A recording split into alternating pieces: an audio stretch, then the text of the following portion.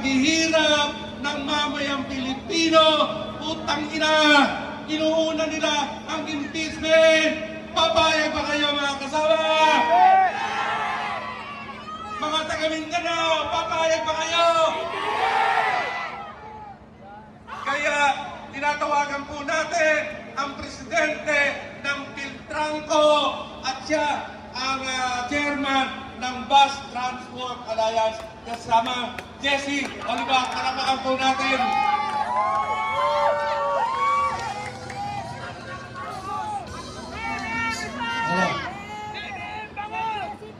Magandang hapon sa ating lahat.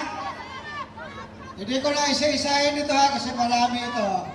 Maraming salamat sa Manobo Tribe na nandito ngayon.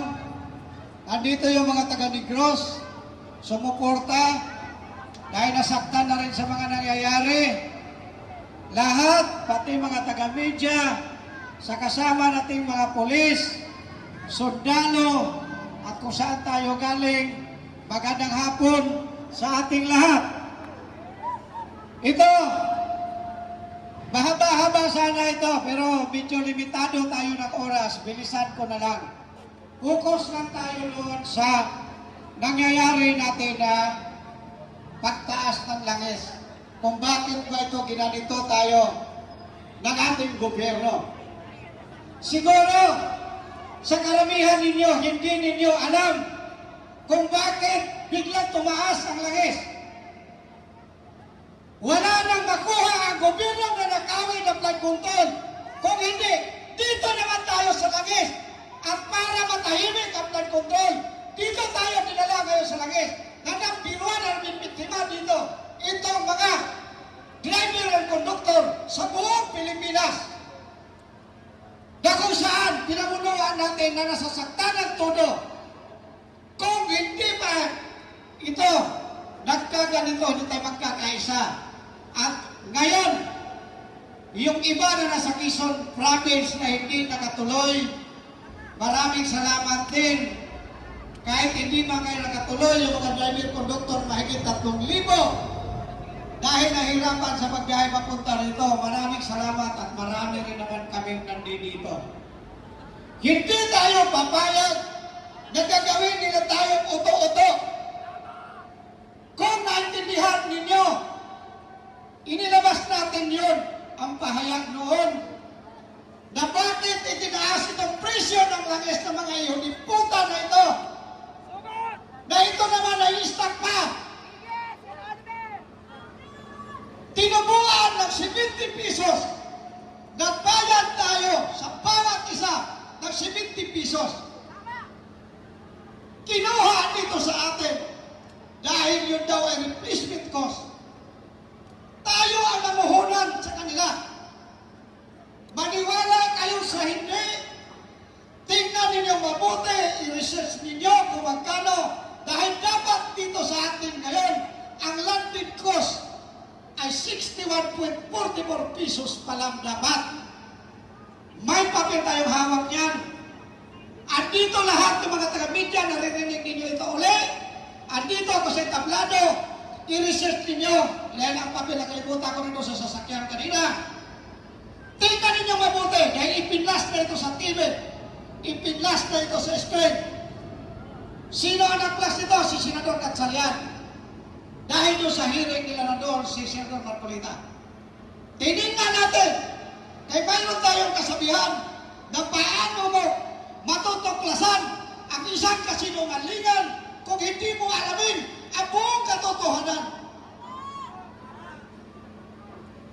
Hindi mo makikita sa isang tao yung isang nagsisinungaling kung hindi mo pasukin ang kanyang sarili para makita mo kung totoo ba siya nagsisinungaling.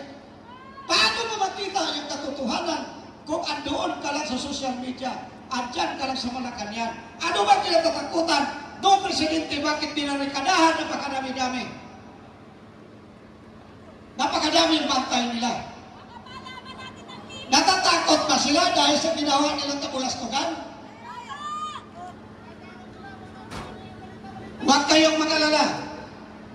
Patikim pa lang itong nakita ninyong dami ng tao na sumuporta sa Aklo. Hindi pa ito. Dahil ito ngayon, Pagkatapos nito, na-speech ko, didiretso ako sa airport, lilipad ako para alamin sa buong mga kaprobinsyahan yung mga nubo natin na inaapi, inaagawan ng lupa na walang pakundangan sa kahayupan ng ating mga oligarko. Pilitin natin magkaisa itong lahat mula sa bukid hanggang sa batak. Dahil itong gobyernong ito na walang pakundangan sa panluluko sa taong bayan, hindi natin ito papayagan. Tumigil na ako sa pag-leader sa kalsada pero kailangan kong bumalik. Dahil hindi po pwede ang ganitong sitwasyon. Ang dami nandiyan sa social media kung ano-ano mga pinagsasabi. Huwag ninyo lukuhin ang sarili ninyo. Dahil kung gusto ninyo yan magiging Prime Minister, kayo lang. Huwag ninyo kami isali. Dahil kami ni kailan, hindi kami papayag yan na mayroong mamuno sa ating bansa na ganitong kapaboy, ganitong demonyo sa ating mga mamamayan. Binigyan mo ng emergency doon sa langis natin. Nagkaroon noong March 24. Pero kung kailan nagkaroon ng kapangyarihan, saka itinaas, umabot tayo ng 153 ang litro ng diesel. Yung ba ang tamang presidente? Binigyan ka na ng karapatan na para puksain itong lahat. Nang dahil doon sa Oil Regulation Law, hinayaan mo na mabuyin yung Pilipino. Hinayaan mo na maghirap ang lahat. Walang pakundangan itong kahayupan na ito. Nagtaas ang langis, umabot ng 153 ang litro.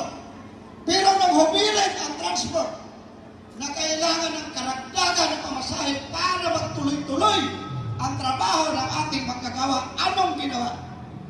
Nag-approve ang electric army, pero pinigilan ng ating gobyerno para hindi magkapagtaas. Kaya hindi na kailangan mag-transport strike pa tayo. Dahil kusa ng tumigil ang mga sasakyan sa kalsada dahil wala ng pambili ng diesel. Ito ba ang legacy na iiwan ng ating gobyerno? Anong klaseng pamuno ito? Ha? Siguro, magising na ang lahat. Dahil lahat ng kahayupan yan, alam naman natin ang taong bayan kung ano dapat natin gawin. Hindi habang buhay sila ng ganyan. May hangganan yan. Kaya ang panawagan ko sa sambayan ng Pilipino, ngayon pa lang, alamin na ninyo ang buong katotohanan. Huwag na kayo panood yan sa YouTube, sa TikTok para kayo lulukuhin. Dahil hindi kayo dapat maluloko. Dahil kayo mismo, alam ninyo ang nangyayari ngayon. Kung paano kayo binaboy, paano tayo hinudas. Alam natin lahat, malapit na ang eleksyon. Alamin ninyo ang buong katotohanan para mapatunayan mo ang kanilang kasinungalingan. Magmula sa barangay captain hanggang pataas, alamin ninyo. Kasi pag hindi ninyo alam kung ano yung katotohanan, hindi ninyo mapatunayan na siya ay nagsunungaling sa kanyang mamamayan. Maraming salamat at magandang hapon sa atin.